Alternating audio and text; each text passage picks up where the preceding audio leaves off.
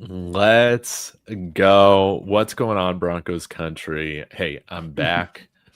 Thanks to all my friends, Jeremy, Marky Sports, Kodiak Broncos podcast, all holding the ship down last week. And hey, we're the number one seed in the AFC. All we got to do is win 2 games to get to the Super Bowl. That's all you got to do. It's insane. So, guys, get in the comments. Be sure to smash that like, subscribe to all the channels, links in the description. Come on now. And also, go ahead and sign up on Kalshi because Broncos still only got like 11% odds to win the Super Bowl, something dumb like that. So, use that promo code DTB, link in the description, okay? And get trading on Kalshi on the NFL playoffs and college football playoff. But Jeremy, Mark, Kodiak, thank you guys so much for joining. And chat, we'll see you in here soon. But let's go ahead before we kind of turn the page to the playoffs and talk about all that. Maybe talk a little bit of a little regular season recap. Maybe just your first takeaway or one big takeaway you have from the Broncos 19-3 victory yesterday. We'll start with how about we start with Mark this time and we'll work our way around. That way Mark doesn't have to follow Kodiak. Yeah. Well, my takeaway, man, is that was more vanilla of a game plan than even the preseason games. It just is what it was. People are not going to like it. Should we have performed better and looked better? Yes, but I put zero stock in every aspect of the game. The only real concern that I had was the injuries. Luckily, we had the 2 main guys come back. We'll hear about PJ Locke, but Forsyth and Bowles are good to go. That's all that I was really worried about. The offensive line really looked like they struggled, but again, they've earned a pass in terms of how they've done for the whole year. But if you take anything about that game and you make it and you attack it as if it's going to mean anything for the postseason, I think that's an incorrect notion. Again, it was frustrating. I just wanted the game to end, and I'm glad that it's over and we can move on. But yeah, definitely nothing about this team in terms of overall. But hey, man, overall it was great. A win's a win. That's kind of become the mantra, hence the thumbnail. I call ourselves the Denver a win's a win Broncos. I think that's kind of how we're rolling, and we'll take it, man. And I'm super pumped. We could not be in a better position than we are. No possible way. Being the number 1 seed is the best way and the best odds to get to your ultimate prize of winning a Super Bowl. So all is well with me. Dude, I agree, man. I agree. Kodiak, who was at the game, all right. How was it? And yeah, give us your takeaway from yesterday's victory. Well, to answer your first question, it sounds like the crowd and the defense, it sounds like they wanted the number 1 seed. But my main takeaway from this game is that we are the number 1 seed. I know that's very Belichickian, but my takeaway is we're the number 1 seed in the AFC. That's my takeaway from this game. If you're going to look down the list and look at the other takeaways, I think a lot of people would have wanted us to play better, like Mark was saying. And, yes, vanilla game plan. Operationally, I didn't expect it to be as messy as it was. I did put out a film review on my channel. It doesn't mean a whole lot, but there is teaching tape. I think a lot of local guys, they wanted the Broncos to have some teaching tape for the playoffs, and they got a lot of it. Trust me, I did a full film review, and they got a lot of teaching tape, particularly on the offensive side of the ball. I think the offensive line just had a very, very bad day. But once again, they've earned a pass, and you know what? Zach Strief, we know that he is one of those guys that during these sort of whatever kind of games, he'll be like, all right, try out something new. We'll experiment with all these new techniques. All that's pretty valid, especially because Forsyth and Powers do not have any chemistry together whatsoever. You could see that on the football field. But yeah, either way, I'm just kind of ranting at this point because I know that my segment or section of what I've been talking has been mostly talking about our failures, but we're the number 1 seed. The defense is back. The defense generated some takeaways. That's all I have to say about, sometimes you need to go to the bar and make out with a 2 or a 3 to get yourself feeling good again. And I feel like that's what the defense did yesterday. Perfectly said. Hey, before we go to Jeremy, I got to ask you, man, what was kind of the opinion of, people around you at the game with what was going on, man? It was a lot of it was the sentiment on Twitter, except amplify that and have it screaming in your ear from people that are 10 rows away from you. Like, I think people were starting to call Sean Payton Mr. Screen or something like that. I think a lot of people were talking crazy about our running backs, like, oh, Tyler Beneda, RJ Harvey. Somebody was like, oh, it's a good thing Bo overthrew RJ Harvey in the red zone because he would have dropped it. So yeah, all those people at the games, like, I understand it. I understand. Once again, it's frustrating. Do you want to play like that, execute like that going into the playoffs? No. But once again, you got the number 1 seed. Okay. In 2 days, I can guarantee that nobody's going to actually give a shit about how we played. I can almost guarantee that everybody's just going to be like, all right, we got the number 1 seed. All's well, ends well. And I agree with that because once again, you watched not only the Broncos, how many preseason games have we had this year? 6? Probably their 7th preseason game this year. Yeah. Easily. Yeah, I agree, man. It's nice to have 6 preseason games. Jeremy, round us out, man. Your takeaway from yesterday's win. You had 3 goals going into yesterday, and it was win, stay healthy, and oh god, no, I waited too long. Win again. Win. Those are good goals, though. I mean, it was literally win, stay healthy, and I'm spaced on the other one, but it was and don't show anything. Well, what's that? Don't show anything on on tape. That's it. That's it. Yeah. Don't show anything. And you did all 3 of those things. You gave away nothing. You got what you needed to do. That was all by design. Look good doing it would have been a bonus, right? But we look good in the uniform, so I'll take that. But what happens the last time we had an actual game where everybody was like, oh, this is going to be the measuring stick game. This is the game everybody's waiting for. We're coming off of bye. How's Sean going to prepare? All that. It was what game? The Packer game. And that's when we've looked our best. So I'm not too worried about it. And I mean, this is now a tournament and it's survive at all costs. It doesn't matter. Nobody's going to remember if you won by 1 or 100. It just matters if you win. And so that's what this team is all about. And we can't be in a better position for that. So that's all that matters. Yes. Wonderfully said. I'm going to piggyback off of your takeaway, Jeremy, and that is we aced the regular season. Okay. Now, maybe our test-taking methodology isn't what we thought it would be throughout the whole season, right? Maybe, we didn't get the answers correct in the way you would want. But, hey, whether we went 17-0 or 14-3, we got the number 1 seed. That's all that matters. We did as good as you can in the regular season. Lock that up. And again, now the test in the season really starts. Okay.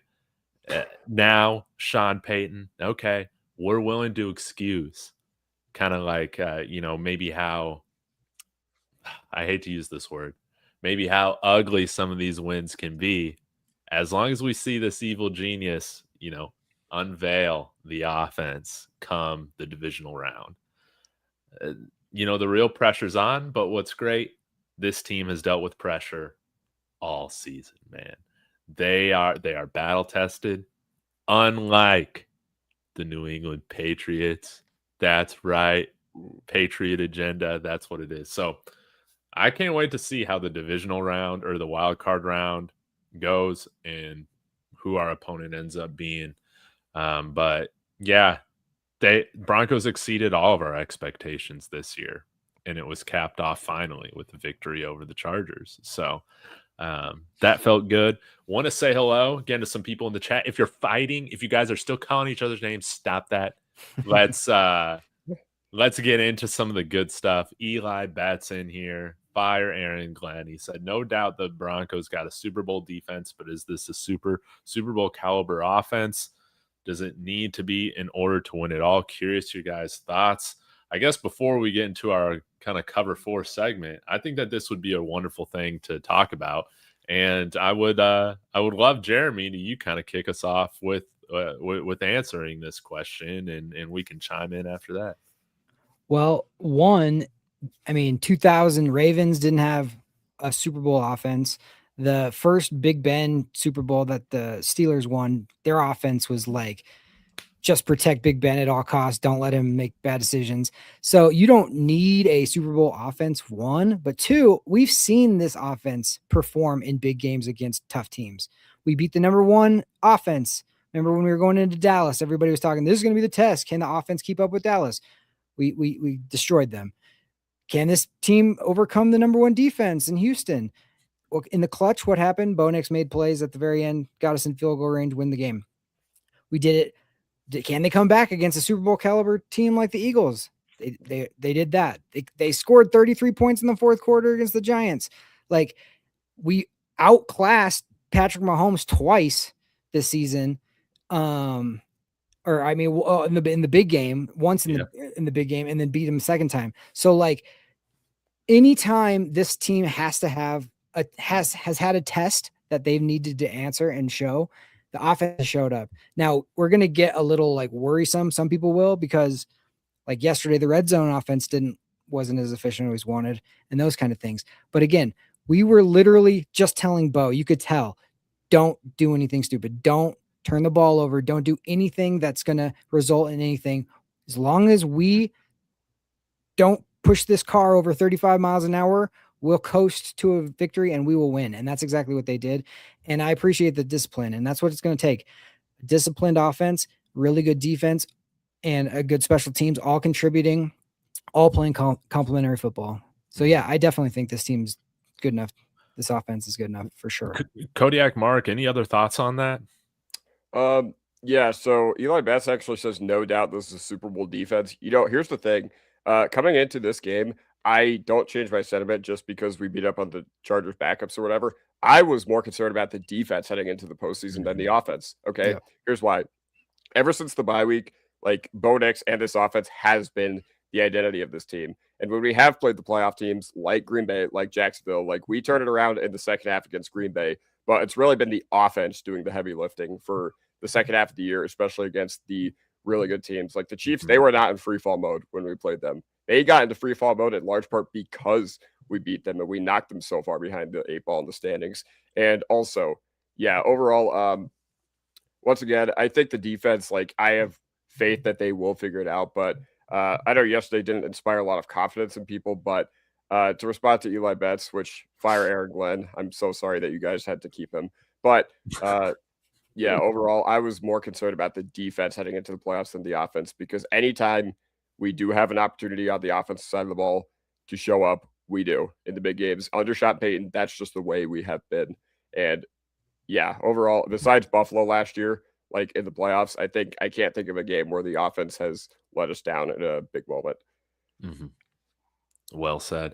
Now, Mark, you kind of alluded to this earlier about maybe some vanilla game plans here down the stretch. Yeah. How do you feel about this defense and offense going into this Super Bowl run, hopefully?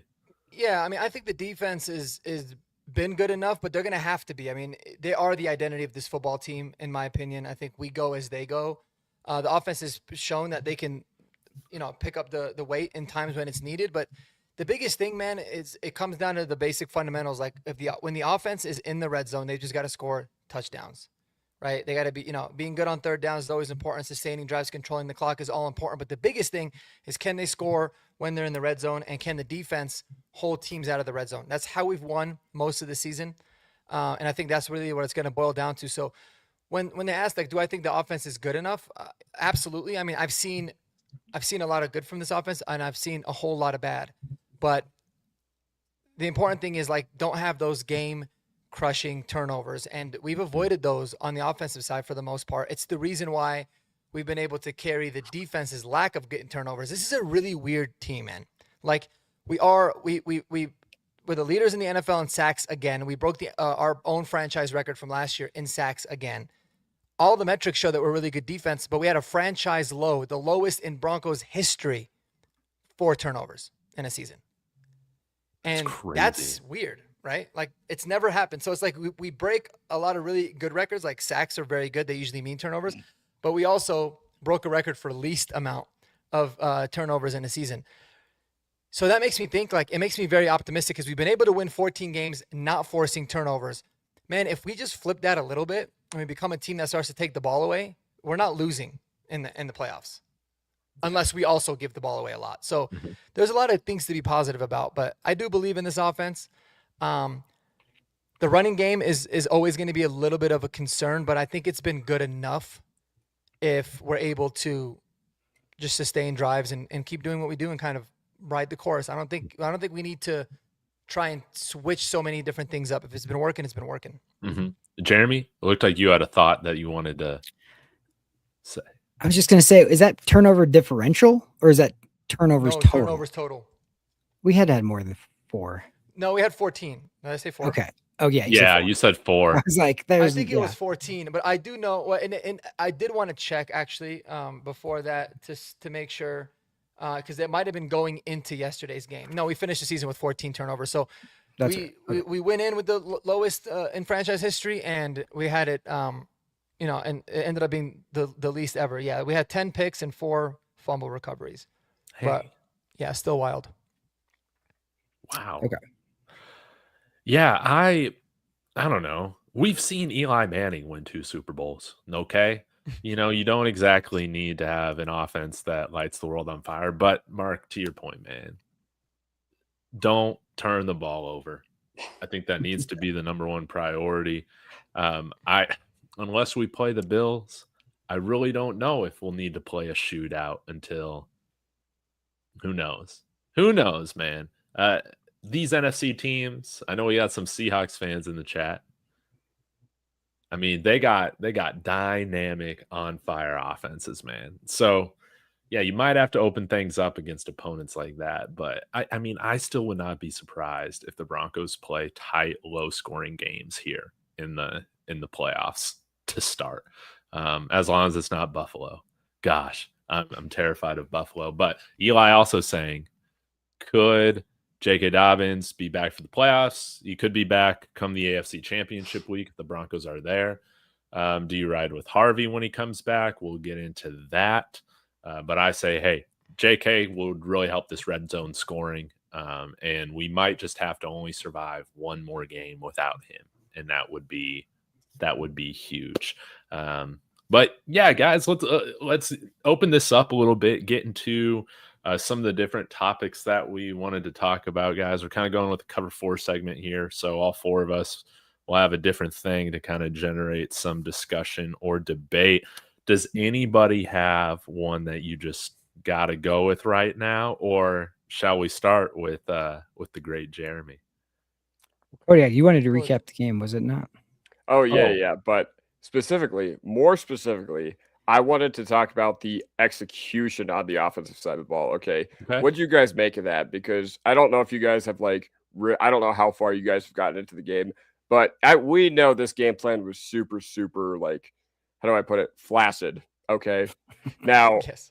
But going beyond that, okay, what do you guys make of it? Are you guys concerned? What do you guys have to think about? Thank you, Gregory. It means a lot. What do you guys I actually don't think? like it when he gives us compliments. I know. It feels weird. It doesn't feel right. It Yeah, doesn't me feel too. right. His guy Sutton got 1 catch yesterday, so I don't know how he feels about that. But either way, what do you guys think about how we played on the offensive side of the ball? Because we know that, okay, what we showed yesterday is not what it's going to look like in the playoffs. It's just not. But what do you guys think of how we played in spite of the vanilla game plan? And I just want to hear some overall thoughts on that. I thought it was terrible. Yeah. I mean, obviously, there's no way to sugarcoat it offensively. I mean, it looked terrible, but I think it was because here's the most shocking part. The O-line had by far the worst game of the year. I think that took everyone by surprise. It rushed Bo a lot of the times. He did a good job buying time or making plays with his feet, but there was some things open down the field. But they did a good job. I thought that they gave us unique looks and unique fronts that we hadn't seen yet before, so that could be a really good thing. But yeah, I mean, the protection just broke down, and that's what happens. It kind of threw everything up for a loop. So execution-wise, it wasn't all that pretty, but there was, for me, what I saw from Bo is it was a very, very deliberate effort of, I don't care if you take a sack, do not turn the football over. And that's why.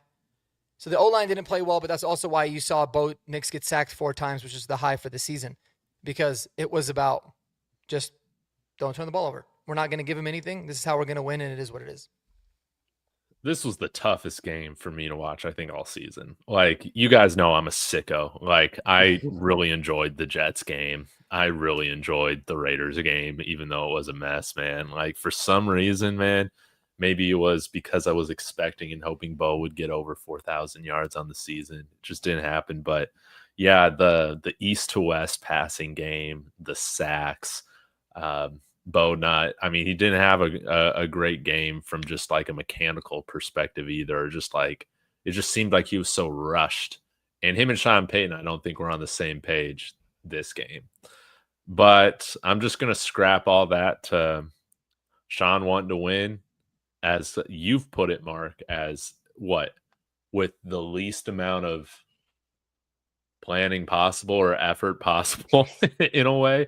You're not wanting to give away anything. So at least we made some drives to where Will Lutz could be productive, right? At least we got a kicker that, for the most part, makes those clutch kicks, unlike, Baltimore or Pittsburgh, man. That was a crazy ending there. So, yeah, it was an ugly performance. I think right now, probably the biggest concern that I have, and hey, if we get into my topic, that's fine, but is right now surviving one more game without J.K. Dobbins. I know, Kodiak, you were posting in the Discord, man, some of the runs that RJ Harvey has had. And what was the stat that Aussie put in the Discord about how RJ ranked like one of the last running backs in efficiency from like off tackle runs or runs to the outside all year? I was really surprised about that.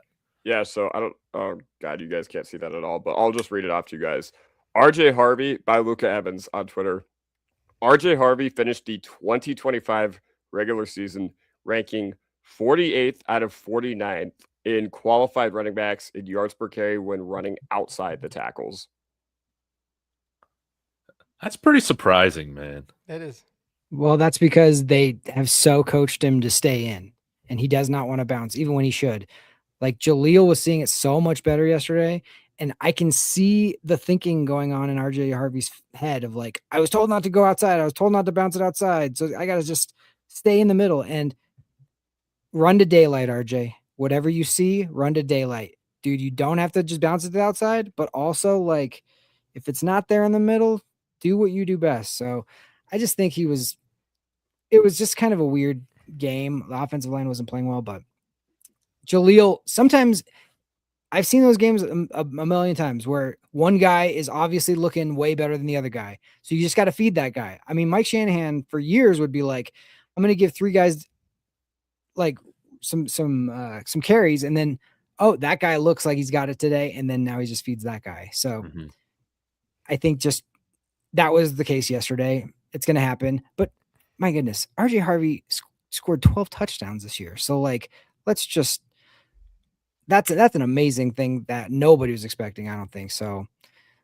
I think he's fine. He's a rookie. He's only going to get better. J.K. Dobbins is obviously going to help, but I do think like if we go to the playoffs, J.K. is probably going to, if J.K.'s playing, he's going to be on a snap count. They're not just going to go, okay, here's the bulk of it again. Right. So you're going to need them both. So it doesn't really matter. Yeah, no, I get it. And like, the problem with yesterday is I just felt like the offensive line, man, that was a really, really, really bad, poorly executed performance against the Chargers backups. Like, I get it. Jesse Minter had some really, really good things they threw out there, even with, chicken scraps. He still made chicken salad, as Zach Seegers likes to put it on your guys' show, David. But, even then, like, come on, Forsyth, I thought was appalling yesterday. I thought Forsyth and Powers just did not have it yesterday. I thought, Bowles and Forsyth, both getting hurt. That really derailed the mojo of the offensive line. And also the Chargers, they could cheat underneath because we ran just such a conservative offense. We ran literally the most Mickey Mouse offense of all time. But I think if you're going to run an offense that conservative, you have to execute it well. Now, what does it mean going forward? Nothing, because this offense has amnesia. Whenever the offensive line has a bad game, we've seen that they have a tendency to just flush it out of their system. And it happens like that. Okay, 1 week we can just be like, wow, I can't believe this is the same offensive line we had last week. But man, oh man, like everybody I saw get beat yesterday. Like I thought McGlinchey had some pretty terrible blocks. I thought Frank Crum had an embarrassing effort on the 4th and 1 by that to Harvey that got stopped, or 3rd and 1, I should say. Either way, I just thought too many guys just losing individual reps. Now, I did make a film review about the whole offense, so if you want to see that on my channel, go ahead. I thought RJ had some pretty terrible runs, and not only that, I thought RJ Harvey sucked as a lead blocker. Like, there was a play where he literally could have been a lead blocker for Bo, and instead of going up and attacking the defender, he literally just looks to like the line of scrimmage to the side. So there was just too much bad. Now, for all the people that wanted the Broncos to get a lot of teaching tape, congratulations, you got it, because now we have a lot to clean up. And, Sean Payton will always be up on the podium being like, well, we have a lot to clean up. Well, I hope you brought your mop bucket and your sanitizer today, because against the Chargers backups, that was bad. Again, does it mean a whole lot? Not really, because once again, the most Mickey Mouse game plan of all time. But stylistically, you would have liked to have seen them execute it better. Mark said, yeah, the execution was pretty terrible. How much do we really care about it? Not really that much, but I think it is something worth reflecting on. Oh, I did want to say one positive. It was nice to see Evan Ingram finally get a target downfield. I mean, that's what he was brought here to do. And I feel like anytime he's getting the ball, it's like in the flats, So, that was one of the few plays that was executed in which, hey, we're throwing it downfield, and helped us get another field goal. But I really want to see more of Evan Ingram here in the playoffs. Maybe we're not throwing it to him a ton because we want to keep him healthy for now. So we got 3 games to go. Let's put the pedal to the metal and open everything up. Yeah, and for what it's worth, I mean, this might not mean anything. I don't want to sound like a homer, but like the Chargers offense had technically 9 of their 11 starters not playing, but on defense, it was really 4 of their main starters, and Khalil Mack's been a part-timer this year. So they had a majority of their defense in. And a lot of the guys that were playing too are like, it would be the equivalent of like Nick Bonito not playing, but Jonah Ellis playing. Like the backup that they had that was kind of eaten yesterday has 8 sacks on the season. So it's not like we were playing against complete scrubs. It's nothing like the Kansas City game last year, week 18. This was a majority of the regular Chargers defense out there. So Yeah, and I guess if there is anything to say about that, it's good that you got a practice exam, especially potentially playing them plus 7 others in 2 weeks. And what you do, you failed the practice exam. Oh, well, you still have 2 weeks to study for that if it does come to that. So, yeah. But overall, I get what you're saying. And there's a difference between last week where we played a Chiefs team that was not going to make the playoffs, so it didn't matter at all, versus a team that we might see in 2 weeks. So you really got to show nothing. You can't even like somewhat give them something. So it's an interesting situation where you have to win, but you also can't show anything. And they're trying to do everything to spoil it from you. So you got to just look at the context of the game. That's what the context was. And they handled it. They still won by 16. Like it wasn't exactly like it came down to a field goal at the end or something, but it just wasn't aesthetic. We wanted it to be over by halftime, of course, but like, that's just not the way this team is. That's not their way. I guess now thinking about it, everything was on the line last year during week 18. Yep. And so that's why you saw Sean Payton really open up the playbook. And I mean, we just demolished them, but here it was a little bit different. One thing I will say, I thought the game was over after the J-Mac pick 6. I was like, no way Trey Lance is getting however many. I thought the game was over 3 minutes into the first quarter, or 3 minutes left in the first quarter, or whatever. We got that pick 6. So I was like, yeah, all right. I thought, Sean Payton, if you're playing Madden, he literally hit the R3 button and scrolled to chew clock, and so did the Chargers. Like it seemed like everybody. But did you ever really think we were going to lose the game? No, fuck no. Yeah, it was like when it was 10-0, I was like, this game's probably over. And then the injuries pissed me off. That's what. And then it was just like, I want this game to end. Like I never really thought we were going to lose. I was just like, it's just annoying me, and I don't want anybody to get hurt. Yeah, that's it. Yeah, it's like you don't want to like pull our starters on the offensive line and put in backups, and then all of a sudden now Bo's getting hit from blind. So it's like a weird balance. But like, it's super hard as an athlete to just be like, hey, you have to go out and play and prepare all week to play, but also like you know, you're going against backups and you're probably going to win and it's at home. Like, it's just not full on. Like, it's like a car that's not meant to, you know, Ferrari's not meant to be driven 40 miles an hour. It's just, it wants to go. And so, like, keeping it downshifted, just, it's not going to look right. It's not going to perform right. Well said, man. Kodiak, great topic. Mark, did you have a topic on your mind, or do you still need some time? Well, my topic was just about the current wild card division, wild card week. Let's talk about it. Yeah. I think that segue is perfect. Yeah. Yeah. Let's So talk I mean, about it. I feel like for me, I think that, man, the AFC's it's weird this year, right? Like, looking at it, and I think we've known it all year, but now that it's officially in the books, like, I look at it where I feel like the three wild card teams, you know, the non-division winners, I guess you can say, could easily be the favorites and easily win all the three games. But then again, if you said that all of the home teams were going to win, that wouldn't surprise you either. Like, it's so out there. And I think a lot of it is going to be matchup driven. I think weather is going to have a big impact on one of the games or not. But I'm curious, first of all, what you guys' thoughts are. We could talk AFC and NFC, but obviously probably mainly AFC, in terms of what you think is going to happen. And then I'm curious as to, like, what your ideal scenario would be for the Broncos as well. And David, we can start with you. Yeah, well, let me go ahead and pull in the playoff matchups next week. I'm just going to read these here on my phone. So in the AFC, we have the Bills playing Jacksonville. We have the Chargers playing the Patriots. And we have the Texans playing the Steelers.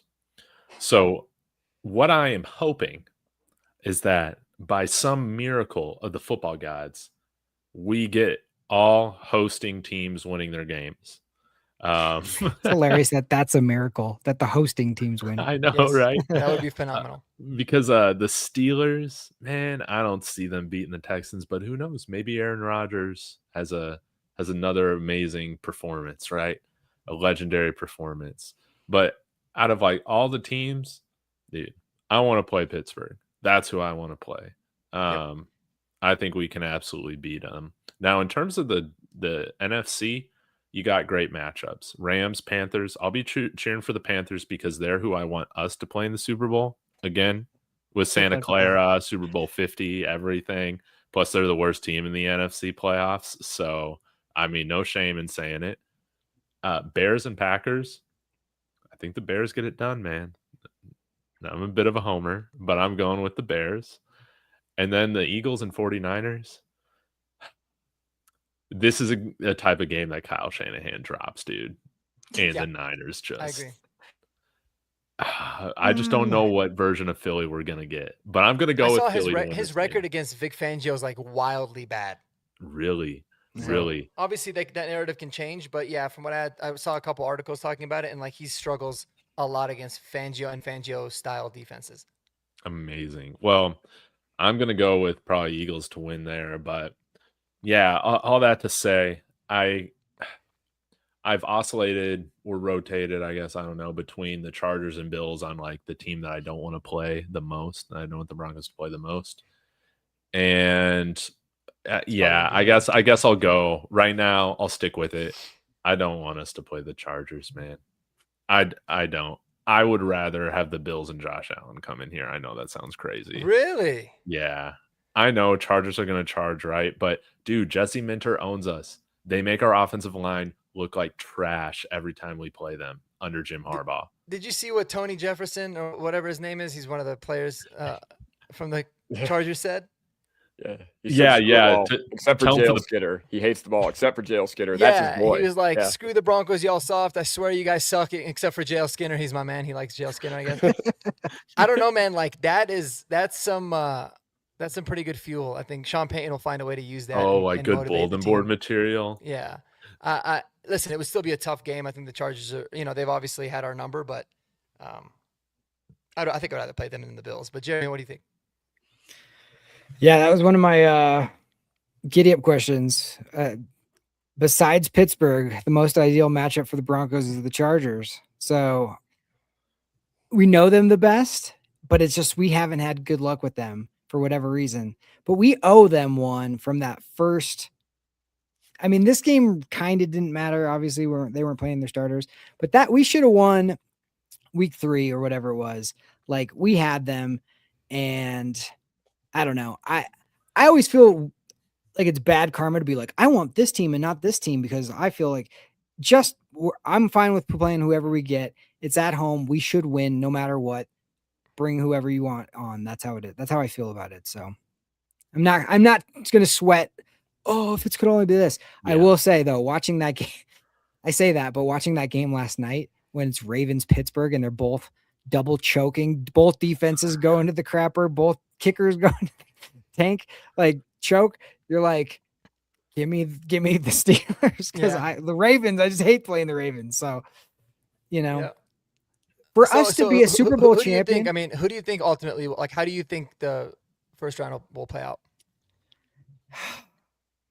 Man, who do I think? I think the Jaguars are kind of for real. I do. I think they're a team that plays really hard for each other. It's in Jacksonville. The Bills Mafia ain't going to be breaking any tables down in Jacksonville. So I kind of feel like Jacksonville's, I don't know. The Bills aren't the Bills this year for whatever reason, but Josh Allen can always do his thing. So I don't know. I'm gonna go with the Jags on that one. I'm got to go with the Texans over the Steelers, just because it's like the Steelers, like that was just insane, that the fact they're even in. And then I think Pittsburgh, I think the Patriots might beat the Chargers. I think the Chargers are banged up. I think they have a lot of excuses not to win that game. I think it's a Sunday night game in New England. I think New England's going to be going absolutely berserk, and their coach is tough, dude. They like Vrabel is like, they got those guys playing hard and hitting, and the team from LA's got to go all the way to the East Coast and then get coming off of a bunch of injuries are going to get hit like that. I don't know, man. I see the Patriots probably pulling that one out.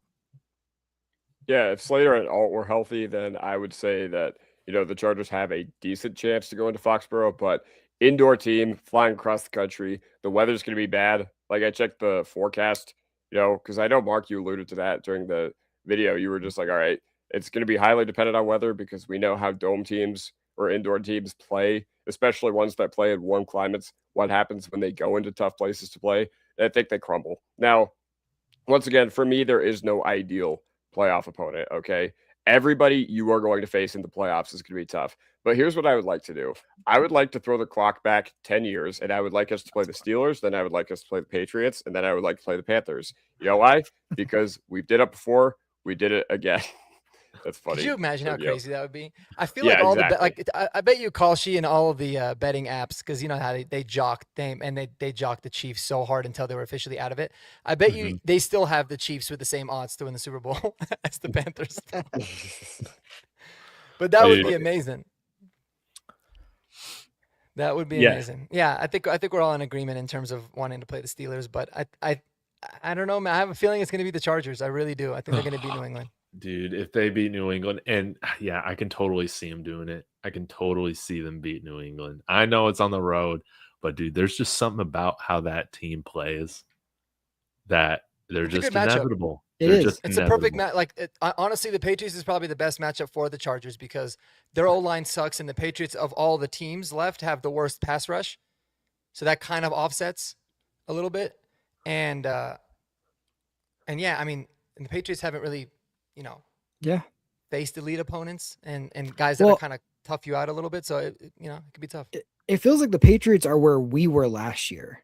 We're like, I mean, they have a better record and they're like hosting and all that, but like they hadn't been there before with their young quarterback and have gone through like those things. Now, being home is really going to help, but like their schedule was like easy as can be this year. So Chargers are going to Charger, and the Patriots haven't done it yet. So what's going to be the answer to that? We don't know. I mean, and it's Drake May's first playoff game. It could go really good for him, but it could also be a struggle. I mean, you don't know. So who knows? Maybe he is just Tom Brady, just right out the gate. Maybe that's just the case. Yeah. Freaking Josh McDaniels, man, that guy. But yeah, whether it's Texans, Bills, or Chargers, I ain't happy with any of those opponents, playing any of those. Like all three of those teams are going to be really tough. Yeah. And that's a tournament. So like, even if the Chargers win that game, they're going to have to go again on the road. Again, they still have injuries. Like, it's a war of attrition. It's not like a single, like, here's a game and then in another month we have a bowl game we can all rest up for. It is like, that's what's so great about this bye is you don't even have the opportunity to lose, right?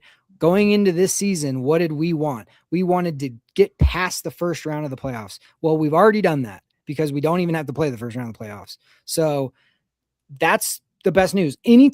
That's what's single elimination. Anything can happen on any given day, right? And that's why winning a Super Bowl is so sweet because it's like so hard to do. But like just eliminating all the hits, all of the travel, all of the things that all these other teams are going to have to deal with this week, that's what we get to, kick back and watch. So it's going to be interesting. Well, I just hope all the teams beat the crap out of each other. That's what I want. I know, Yeah, but you're talking about overtime. Yeah. Jeremy, about war of attrition. So I got to get my topic in here with go for it. This was great, but there are a few positions. We've brought them up in the chat. We've brought them up on the show a little bit, but okay, PJ Locke, we don't know the status of his injury yet. Devin Key, still wearing number 26. He could be the starter. Seems like Vance Joseph. I don't know if he was trolling or not, but he's not worried having Devin Key out there. Okay. I know he's been our best special teamer this year, but that's a different thing. Alex Palczewski and Ben Powers. Who are you going with there? You got Jaleel McLaughlin, but he's kind of way more one-dimensional than RJ Harvey. Excuse me.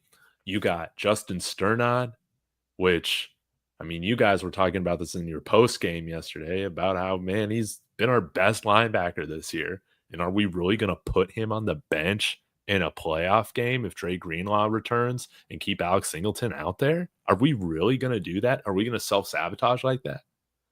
So I'm curious, just kind of thoughts on these different positions.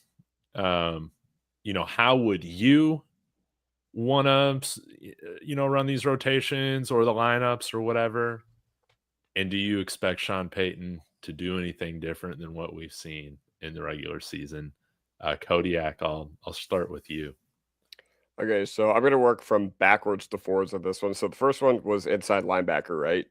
And, if you're the Denver Broncos, we know it won't happen. Alex Singleton is kind of like the Adam Troutman where you just kind of got to live with it. It is what it is. The team brought him back for a reason. They don't really care about how much it hampers the defense, but, one seeds do not come around very often. You have to. Well, if I was in the building, I'd do this. You have to start Greenlaw and Sternad. Like, you can't mess around with this, okay? You don't know when you're going to be back. Okay, think about the Lions and the Bengals, all the teams that said, oh, we'll be back. You cannot get beat because of your single biggest liability on the defensive side of the ball all year long while you have a clear answer to that problem. Not to say that Sternad and Greenlaw is going to magically solve everything, but Singleton has been the Achilles heel of this defense and will probably continue to be in the playoffs. So you cannot mess around with that. That's priority number one for me. As far as left guard, Palczewski or Powers, I mean, Powers has still been there, done that guy. I still think, I have not really been impressed with him ever since he came back. I thought he did not play well yesterday, but I'm still just not ready to pull the plug. I don't think that's wise in the playoffs. If something were to happen to him in the playoffs, which knock on wood, you could at least take comfort in the fact that you have been there backup in Alex Palczewski, which is great. But once again, Powers is your starter for a reason and will continue to be all year long. Now, as far as what you do at the running back position, man, you got to give Jaleel some more run just because, Harvey is a great playmaker, but down to down, I think he's just been far too inconsistent for a team with Super Bowl aspirations. And Jaleel has ran hard, given his opportunities. I think, there's a reason Jaleel was inactive for most of the year until something happened to Dobbins. And I don't think the coaching staff is invalid. I didn't think Jaleel McLaughlin was that good last year. But, from what we've seen from it this year, he's hungry. He wants to get out there. And I've been impressed with him whenever he has ran. But safety spot, we should probably make an addition there. Like, he said that he wasn't going to be losing any sleep if Key had to start. I think he's kind of BSing on that. Okay. I think if Key were to be starting our first playoff game, I think he would need a lot of weed and melatonin to sleep. So I think he's completely BSing on that. Now, I don't know what kind of washed safeties that can lead to go to a playoff run they're out there, but remember, Eric Weddle started for the Rams during their Super Bowl run because they basically ran out of options. So curious to see what happens. Justin Simmons is not happening much to the dismay of the fan base, but yep, those are all my thoughts on those. Great point about Eric Remember Weddle. Shiloh KO? You can pull a Shiloh KO. Yeah, hopefully he does. Hopefully whoever we signed doesn't get a DUI 2 days after we win the Super Bowl either, like KO did. Hey, Oh, I forgot about that. after. I remember It's after. he tweeted Wade Phillips, and then they ended up signing him because he tweeted him. Yeah.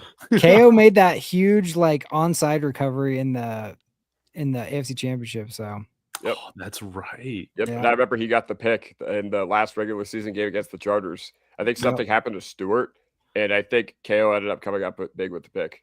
yeah, so he contributed. Okay. Maybe Devin Key's that guy. Jeremy, man. Any particular thoughts on these positions and how you would want to see them play out here in 2 weeks? I mean, the biggest one for me is Stranad. I don't care if he starts, but he needs more snaps than Singleton. Yeah. So, like, they might give Singleton the start because it looks like better, I guess. But like, I'm telling you, Sean needs to be very, and I think he is, but I think he needs to be very aware of like how each guy is looking early in the game. And then if somebody seems to have it more than another team, like lean into that. All these guys need to prepare. Powers and Palcho both need to prepare like they're starting. Like RJ and Jaleel both need to prepare like they're getting the bulk. Key, whoever the safeties are, same thing. Like, and Sean needs to be able to get his finger on it. Don't be stuck. Like this now is not the time to be stubborn. Like now is the time to be smart and go with the hot hand because that can win you and lose you football games. Well said. Mark, finish it off for us. Yeah, I mean, I think I feel a little bit differently about this than most people. I mean, I'm never in the boat of swish things up. Like it's been working, you know. We won 14 out of 17 games in the regular season, and whether we like it or not, I can assure you, unless Alex Singleton gets hurt, he is going to play the majority, whether Greenlaw's back or not. He's the green dot guy. It just is what it is. The Kodiak said we have to kind of deal with that. It is what it is. You still got to find packages and ways to utilize Justin Sternat to strengths. No doubt about it. It'd be nice. It's always nice to have an extra linebacker than less at that position. I don't think you can really change up all that much. The mojo of the team, he's a team captain. They obviously love him. And they've done a better job with Singleton of not putting him in really vulnerable positions, I feel like. Like after they put him one-on-one with Saquon Barkley and he absolutely toasted him down the sidelines, I think they learned after that. Like I haven't seen really any situations where they're doing that. So you got to stick it there. The safety position, yeah, I mean, it would suck if we had to go with Key, but it is what it is. You're not going to find anybody that's going to be a better solution right off the gate in one game. So we're just going to kind of hope we, pray that Devin Key plays well. I will say I like Devin Key's like size and length more than PJ Locke, if that means anything. But obviously with PJ, you know what you're getting. And then the running back position, I think that we need to roll with RJ Harvey and have Jaleel be the change of pace guy. That's just how I feel. Like if RJ's hot and he's getting going, yes, feed him. But you got to keep rolling with RJ. He's made too many big plays for you. Is he a perfect running back? No, he's got a lot of growth for sure. But I think that he's got the most 3-down running back upside. Whereas Jaleel, it's like he's on the field, he's getting the ball. So it's a little bit too much of a tell. So I don't think you switch up too much. But here's what I'm curious about. Last year, everyone kind of went up in arms, right? Remember, we deactivate. We made Audric Estimate inactive for the game and brought up Tyler Bidet, right? So, what do you guys think about activating A.T. Perry for the playoffs? Oh, Don't even. you don't and tempt me with a good Tyler time. Bidet inactive. So we flip it. We're like, no, you're not playing this time, Tyler. We don't need you. And you deactivate him. and A.T. Perry gets his first elevation in the playoff game. Oh, So you're my telling God. me we roll with 2 running backs and 6 receivers? Okay. Yep, Okay. exactly. Is Marvin Mims your RB3? Yeah, well, actually, I'm really happy that you brought that up. So, no, he's not. Obviously, I'm kidding about all that. I think it's absolutely asinine. But I do believe, like, if there's one thing that I think Sean Payton will bring out of the bag is more Marvin Mims rushing attempts, because that completely went away after the end of last year. Like, remember how much he was like almost our full-time running back, it felt like at one point. So I think getting Marvin Mims involved in the run game is the best way to get him involved in this offense. So I'm a big fan of that. I hope they do that. I think it can offset some of the running as well. Mark, drugs are bad. Okay, yeah. No, I just wanted to throw in an A.T. Perry. Yeah, Perry we gotta talk about it. It's not going to go away until at least next year. Dude, I'm still upset that Sean Payton blocked me on Twitter. How soft are you, Sean Really? Payton? Yeah, he blocked me on Twitter for saying he's screwing over A.T. Perry by not playing him. He blocked me. I didn't. It would curse. be funny if he I didn't activated say him and then unblocked you afterwards. nothing. Yeah. It's Hey, like, oh my Sean gosh. Payton, come on now, man. I've defended you since you've been hired here, aside from A.T. Perry. Aside from A.T. Perry. Come on now. All right. Well, we got 5-10 minutes or so. Jeremy, wrap us up with some, not would you rather, giddy up or hold your horses. Let's get to it. Okay. I'll just, without thinking, David, the game I'm most excited to watch this weekend is Bills Jags. Hold your horses. No. I am most excited for Bears Packers, baby. Wow. Hey, That's gonna be a I'm good from game. Illinois. It's one of the best rivalries in football. And this is the first time in a long time that the Packers have not had the best head coach going into this matchup. Yeah. And if they lose to the Bears, and Packers fans are still convinced that the Bears suck. They are. So if they lose to the Bears, oh man, Cheese Kingdom, it's going to be a mess. It's going to be a disaster. So you like the Bears, David? Yes, I'm going with Alright, the Bears. Yeah. Well, like in general, like, are they your second favorite team? No, I usually kind of choose my second team on a yearly basis, but they have been my second team this year. They have become that. Yes. Because it would be really cool if the Bears got a game-winning touchdown and it was Kyle Monangai.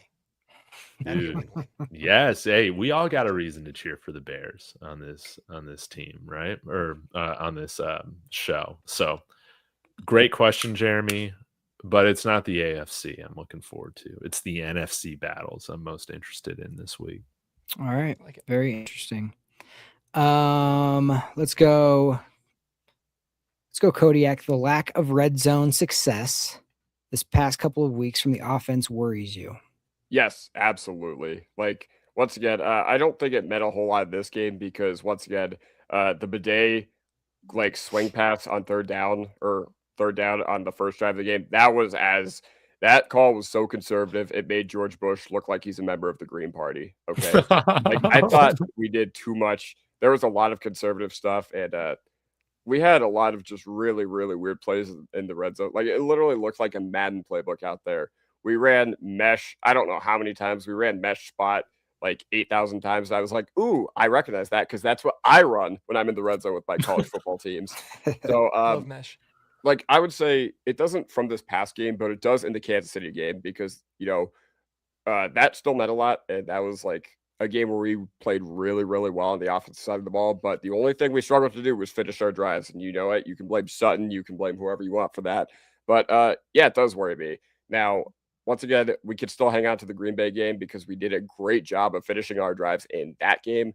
So that's why I think that ultimately we will be fine because we have had a lot of these, how do I put this? Games that are largely inconsequential, unless we did something to like really, really messed up. But I would say, yeah, hold your horse or giddy up. I think you gotta take a real long look at our red zone the past few weeks, and you gotta just determine what's wrong with it. Yeah.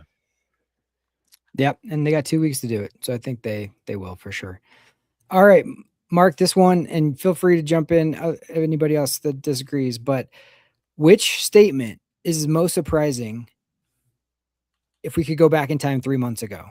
Okay. The Chiefs and the Ravens will not make the playoffs. Bo Nix will be the all-time winningest quarterback ever after 2 seasons. The Broncos will win 14 games in the regular season, or the Broncos will get the number 1 seed heading into the playoffs. I think the Broncos getting the number 1 seed heading into the playoffs. But then again, like obviously 14 games, it kind of goes hand in hand because you think you win 14, you're probably getting number 1. But I mean, listen, I picked the Broncos to make the playoffs this year. I don't think I even really picked them to make the division or to win the division, but I said they'd be close. Never did I think that they would be the number 1 seed in the AFC. So that one to me would be the most surprising. The Bo Nix thing, not really, because I've always been a huge believer. What was the first one? The Chiefs and the Ravens will not make the playoffs. Yeah, that one, it's obviously surprising, but you think to yourself, man, those teams are 1 injury away from not making the playoffs, right? I mean, and it didn't end up being because Mahomes got hurt, but eventually that ended up happening, and then Lamar Jackson didn't play most of the season, so I don't really think he's all that good anyways. I know we've talked about that, but in general, that wouldn't have surprised me because the NFL is so wild like that. 1 injury and a team can lose. But yeah, the Broncos getting the number 1 seed is definitely the one I probably would have been like, I don't believe you. Anybody else disagree with that? Yeah, I mean, it has to be number 1 seed, man. None of us are talking about that. None of us. So, hey, credit to Sean Payton, man. I'll pick. I would probably pick the Chiefs and the Ravens because I would be like, yeah, 1 team not making it. But like, okay, if I could make a caveat to that, the Chiefs with a healthy Patrick Mahomes for the vast majority of the season will not make the playoffs. Like we kind of going into this thought this is our year. Maybe we could win the AFC West. And a lot of us were like, yeah, I think we can and will. But like the Chiefs absolutely winning 6 games is like crazy. The Ravens not having a winning season is crazy to me. Like to me, it was like before this season, it was like, who are our 3 biggest threats? It's Chiefs, Ravens, Bills. And Chiefs, Ravens are not even in it. Bills are a wild card, have to travel their whole playoffs. So like, it's just, that's wild for me. I just did not, I mean, it just goes to show you how this NFL is structured. And we got so used to seeing certain teams in it for so long, but it's this draft from last year. It's these quarterbacks, Caleb with the Bears, Drake May with New England. I mean, we saw what Jaden did last year. Bo Nix is now for 2 years in a row. Like the new era of the NFL is now officially here, in my opinion. It is, man. It is. Chiefs fans are going to say the NFL will regret not having Mahomes in the playoffs. Oh, please. Oh, please. The NFL is bigger than one player or team. They are a machine. And who wants to watch, a bad Chiefs team when you can watch the Denver Broncos, baby? You can watch the Denver Broncos go win a Super Bowl. Guys, thanks so much for joining. This was a fantastic show. I appreciate the kind words, man. There are a lot of great shows out in Broncos country. And this has become, I don't know, really, really, really, really fun since we ever started doing it. Here's all I know. Since Horsepower Hour has been on the air, the Broncos have won the AFC West in the first seed in the playoffs. That's it. Yeah, Coincidence? We figured it out. I don't know. I think not, sir. Yeah. You know what's funny? I think the first day we did this, I think that's the day we signed J.K. Dobbins. Don't quote me on that, but I think that's the first day we did this. I think you're right. Back in June. And we were all clamoring for it. Yeah. Man, J.K. Dobbins, get back here. Okay. I have one more thing real quick I want to say. Just to kind of recap where we're at right now. And it's, as a little kid, nobody dreams about being the first seed. Nobody's lifelong goal is to receive a first round bye, even though those things are great. They're an accomplishment, but they're not the ultimate goal. And all they are is an opportunity to realize the ultimate goal. And that's winning a world championship, right? So this team has the players, coaches, and ownership to win a world championship right now. And the last thing you want to do is to look back and wish you seized the moment when it was there. And I'm sure there's players like Champ Bailey and Jake Plummer who look back at 2005 when we were in the AFC Championship hosting it and didn't realize what we had at the time. And that was our opportunity then. And even though we're still paying Russell Wilson and we're ahead of schedule and all those things, our time is right now because we have the number 1 seed. We have the opportunity, the best opportunity to win a world championship, to go to the Super Bowl, right? So, it's time to be great. Be smart right now. Prepare your butt off. Seize the opportunity that's in front of you. That's all I have to say. Love it. Yes, sir. Man, I wish the team could hear that going into the divisional round. That's awesome. Thank you, Jeremy. Yes. What a way, man, to cap it off. And I guess we'll be back next week to talk about who we got in the matchup in the divisional round. Guys, if you didn't know, we do Horsepower Hour where all of our channels come together in Broncos country, celebrates every Monday at 8 p.m. Mountain Time. Be sure to subscribe to everybody's channels in the description of whatever show or stream you're watching. Hit that like and subscribe on the way out. Then go ahead and get on couch. Y'all have a wonderful evening. Go Broncos. Go Broncos, baby.